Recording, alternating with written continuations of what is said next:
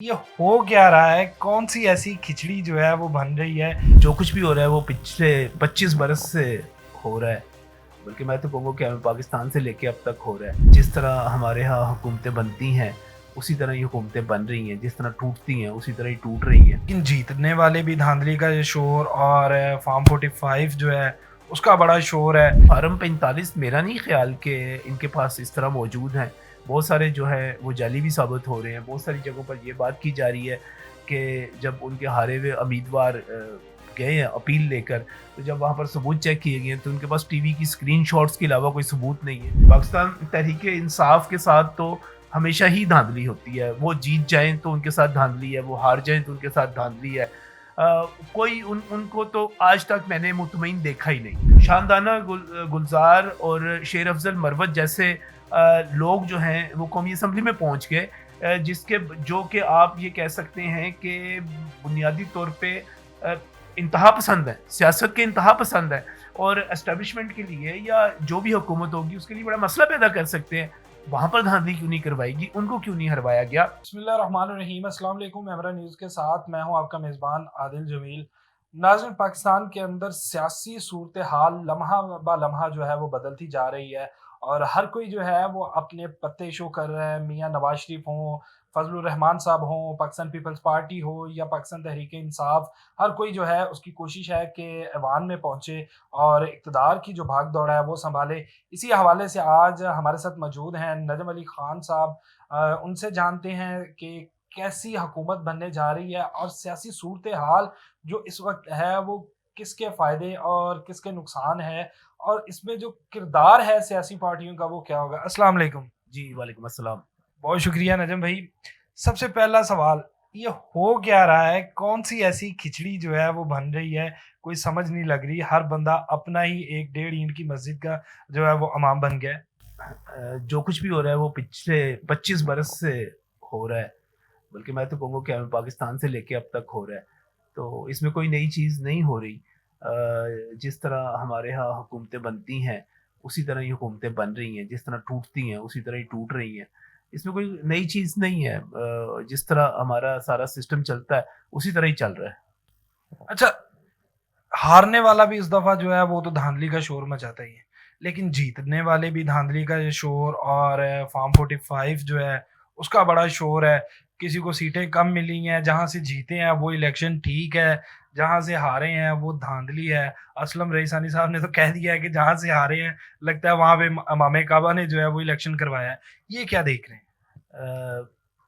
Farm 45 जो है, उसका जितना भी झगड़ा है वो अभी तक बड़ा कंट्रोवर्शियल सा है, बड़ा मुतनाज़िर सा है। क्योंकि इमरान खान साहब ने इससे पहले 2013 में भी एक बड़ा नारा लगाया था कि जी 35 पंक्चर लगा दिए गए हैं। अब वो 35 से बढ़कर 50 पे और 70 पे पहुंच गए हैं। इसके अलावा कुछ भी नहीं है। जहाँ तक फार्म 45 की बात है, तो फार्म 45 मेरा नहीं ख्याल कि इनके पास इस तरह मौजूद हैं। बहुत सारे जो है वो जाली भी साबित हो रहे हैं। बहुत सारी जगहों पर ये बात की जा रही है कि जब उनके हारे हुए उम्मीदवार गए हैं अपील लेकर, तो जब वहाँ पर सबूत चेक किए गए तो उनके पास टीवी की स्क्रीनशॉट्स के अलावा कोई सबूत नहीं है। तो अगर उनके पास फार्म 45 मौजूद हैं तो वो एक सिस्टम मौजूद है, उसमें साबित हो जाएगा।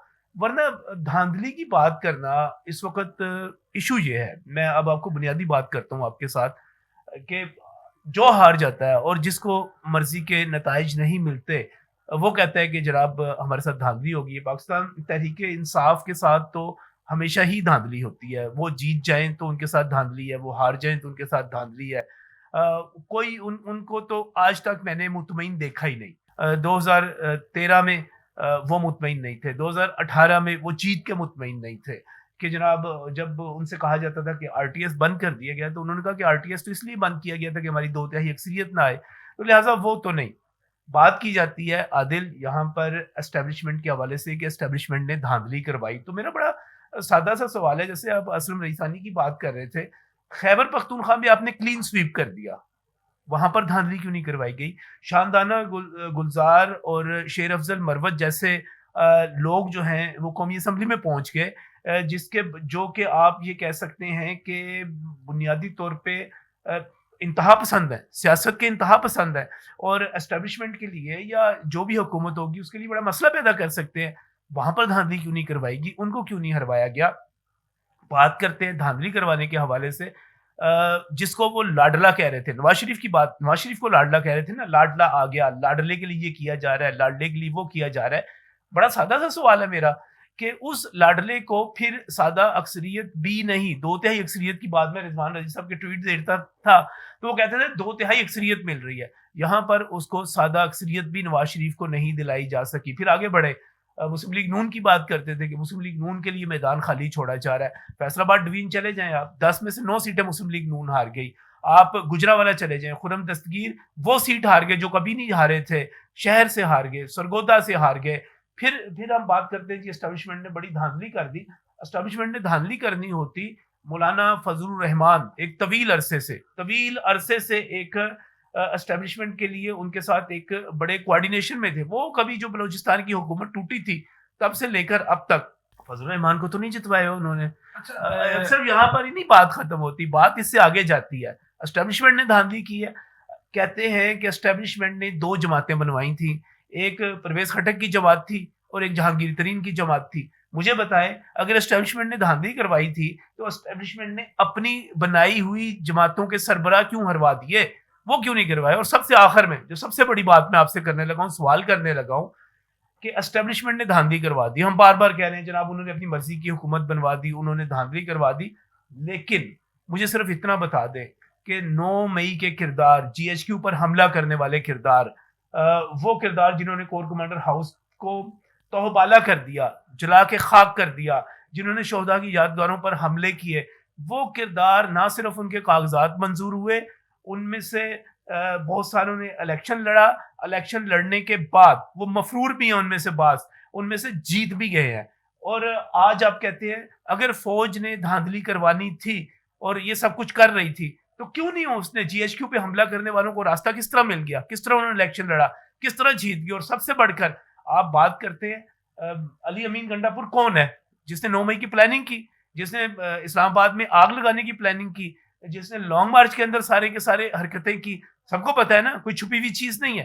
فوج نے اگر دھاندلی کروانی ہوتی, اور یہ سارا مجھے تو لگتا ہے کہ اسٹیبلشمنٹ خود اس وقت بیچاری بنی ہوئی ہے, وہ سارا کچھ دیکھ رہی ہے کہ اس کے ساتھ ہو کیا رہا ہے. کسی ریاست میں اس طرح نہیں ہوتا جس طرح پاکستان میں ہو رہا ہے. اسٹیبلشمنٹ کی بات کر رہے ہیں ہم لوگ, اور 9 مئی کے واقعات, پھر علی امین گنڈا پور صاحب جو ہیں وہ وزیر اعلیٰ خیبر پختونخوا کے لیے نامزد بھی ہیں. خان صاحب جو ہے وہ گورنمنٹ بنانے جا رہے ہیں ان کے مطابق کہ پاکستان کی وفاق کے پی کے اور پنجاب میں, ادھر سے پاکستان پیپلز پارٹی جو ہے وہ بنانے جا رہی ہے, مسلم لیگ نون بنانے جا رہی ہے پاکستان پیپلز پارٹی کی سپورٹ سے. جو میاں نواز شریف صاحب تھے وہ 4تھی بار وزیر اعظم بننے کے لیے آئے, ایڈ بھی چل گئے اخباروں کے اندر, اور پھر ان کا ایک سانگ بھی تھا کہ پاکستان کو نواز دو. لیکن آج ایسا یا کل ایسا کیا ہوا کہ خود وہ جو ہے وہ دستبردار ہوئے اور شہباز شریف صاحب کو آگے لے آئے, اور مولانا فضل الرحمان جو کہ ان کے ساتھی تھے آج انہوں نے بھی اعلان کر دیا اپوزیشن میں بیٹھنے کا. یہ ملک جو ہے اس وقت سمت کس چل رہا ہے.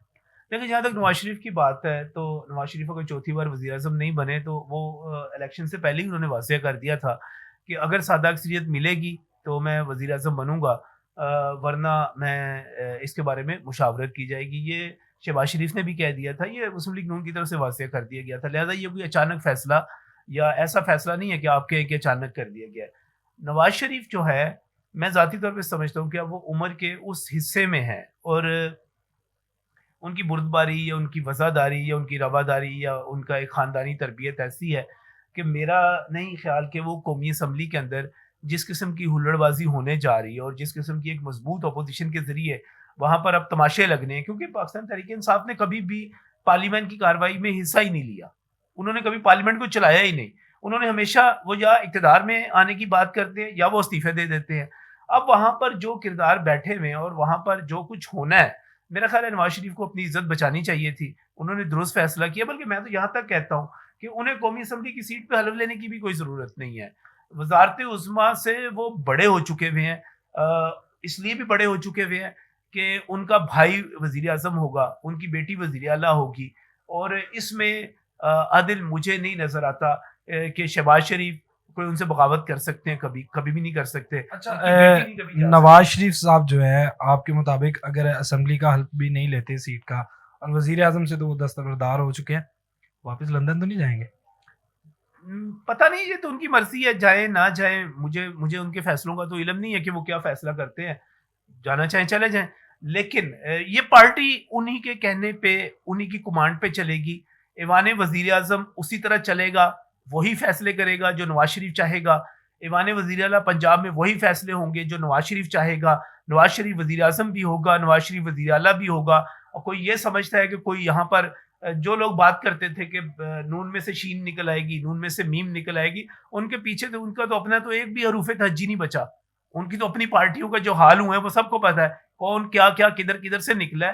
تو نواز شریف جو ہے, میرا نہیں خیال کہ نواز شریف کو الوداع کہا گیا ہے. نواز شریف ایک بڑا رول پلے کرنے کے لیے, سیاست میں بڑا کردار ادا کرنے کے لیے, مریم نواز نے ٹویٹ کر کے کہہ دیا ہے کہ آپ یہ نہ سمجھیں کہ نواز شریف سیاست سے نکل گیا, اس نے سیاست چھوڑ دی ہے. وہ موجود ہے اور وہ اب زیادہ اچھی زیادہ بہتر سیاست کر سکے گا جب وہ جاتی عمرہ میں بیٹھا ہوگا.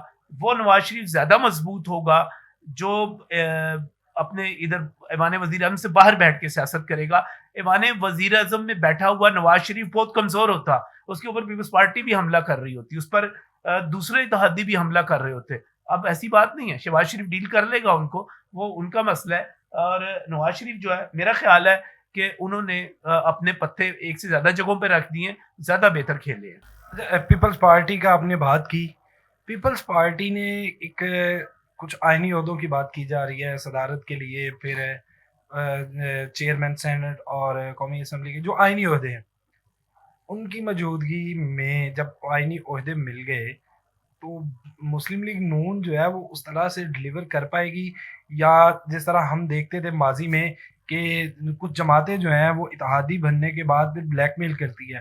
ہمارے جو فیوچر میں مستقبل کے اندر شہباز شریف کو اس طرح کے مسائل کا سامنا رہے گا, یا بڑے آرام سے جس طرح پی ڈی ایم کے جو ہے 16 ماہ نکلے ہیں اسی طرح نکلیں گے؟ میرا خیال ہے یہ سوال ابھی قبل وقت ہے.